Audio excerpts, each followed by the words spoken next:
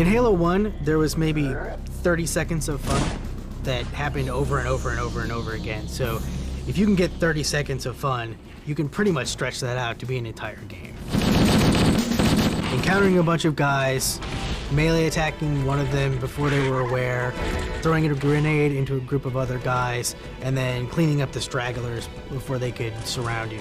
And so you can have all the great graphics and all the different characters and lots of different weapons with amazing effects, but if you don't nail that 30 seconds, you're not going to have a great game. So I'm going to start this video out by stating I don't hate 343, nor am I a Bungie fanboy, and I know it may seem like I'm contradicting myself because I keep opening up videos with old Bungie philosophies, but they are too good not to use. But seriously, I could personally care less about who's making Halo as long as they're doing a good job of making Halo. And Bungie definitely wasn't perfect by any means. The making of Halo 2 is a perfect example of this. With that out of the way, I do believe that the classic Halo gameplay is very important, because nowadays it seems like this is something people crave badly, myself included. The reason I believe it's the most important aspect of Halo is because this is the gameplay that not only this community was built on, but also the gameplay that made Halo stand out against other giants like Call of Duty or Battlefield. It was unique, something no one else could offer except Halo. The original trilogy's gameplay was important in creating every classic map you love and remember. But with the classic gameplay being thrown out the window, every classic map had to either be thrown out entirely or redesigned drastically to fit the new style. With enhanced mobility being added in, every design aspect of Halo's formula had to be redesigned. And 343 is not to blame for this. Bungie is with how they handled Halo Reach. 343 was then given the keys to the car that was driven into the ground and back and told to make it work by Microsoft. 343 probably thought this is just the natural evolution Halo's formula was always going to take, and who knows, this could be what Bungie was going to do as well, but we'll never know that. What I do know is that the classic Halo games didn't have a problem keeping a community and having it grow bigger as the years went on. And even still to this day, you can see the impact this formula can have on the community with mods like El Dorito or the hype surrounding Halo 3 coming to MCC on PC. And on a side note, if you love Halo 5 and you think it's the best Halo ever, that's great. I know it definitely has its community, but I dislike Halo 5 for a multitude of reasons. But in no way, shape, or form am I going to hate on your fun. I actually envy you because I can't have fun with Halo 5 other than playing Forge. But people are still addicted to the classic style of gameplay.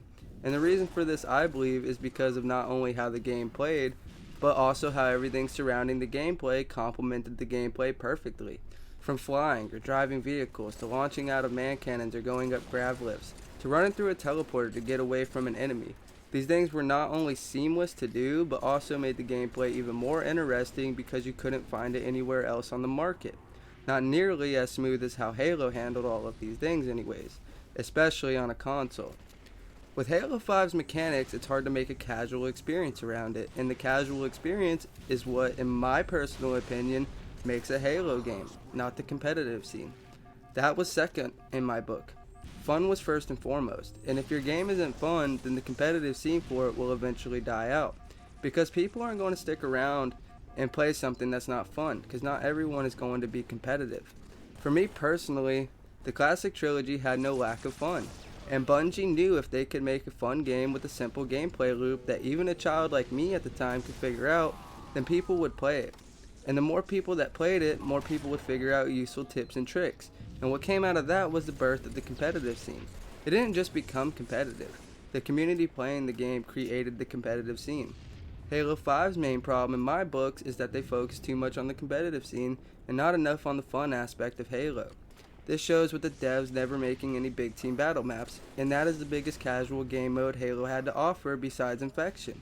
Instead they made Warzone, a pay-to-win mode, thinking this would dethrone BTB, but they were sadly mistaken because this was not just a throwaway mode. It was something the community had come to expect with every Halo release, because it was the mode people would have the most fun with in matchmaking, in my opinion. The lack of a split screen option also shows you that they didn't realize how important the casual scene was.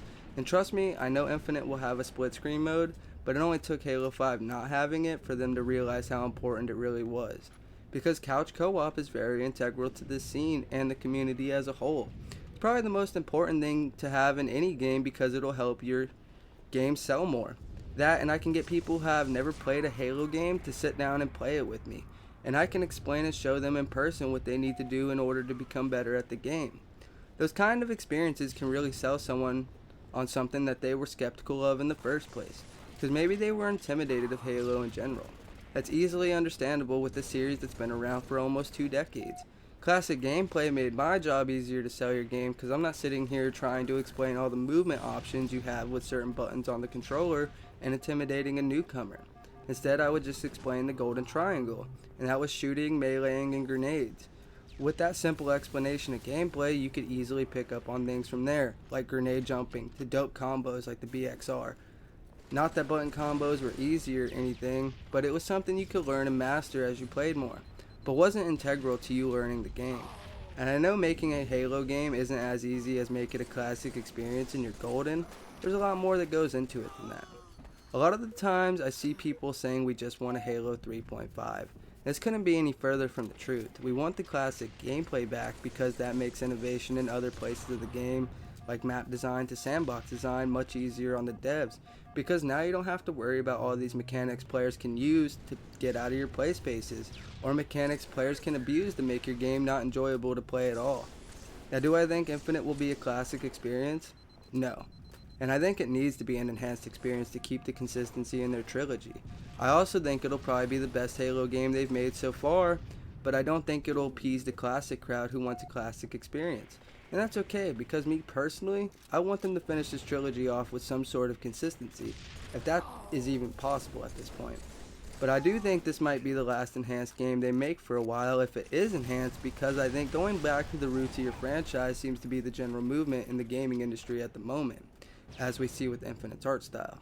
I think the smartest thing to do is take the necessary steps to getting back to a more classic style experience, and that is to remove some of, if not most of, the abilities that Halo 5 has to offer while still being enhanced, like removing ground pound, ADS, Spartan charge, clamber, and stabilization in the air.